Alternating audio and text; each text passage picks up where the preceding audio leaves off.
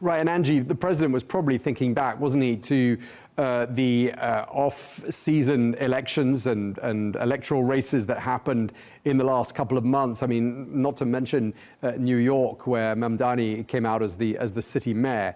But in all of those races, it sounds like, you know, the economy, this issue of affordability that we've already talked about, really were the main weapons and the drums that the Democrats were beating in those electoral campaigns. We're going to see more of this next year, aren't we? Absolutely. And whoever owns the messaging on affordability will win the midterms in 2026.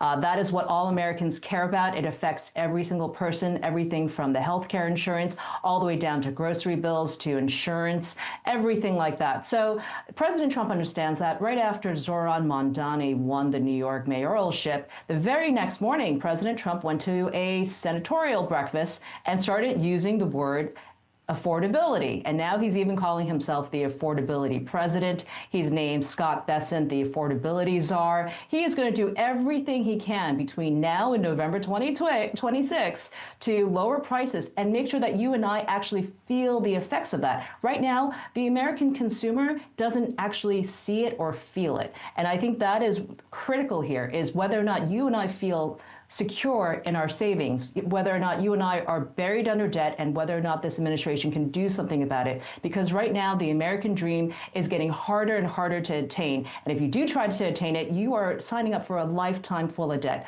So I think President Trump wants to address that, because young voters can't jump in without signing their lives away to the 30-year mortgage or to a college degree that, you know, spends decades paying off a college loan, or even getting a car, things like that. So these are real issues that I think the federal government can take care of. And I know President Trump would love to do that, especially for young Americans.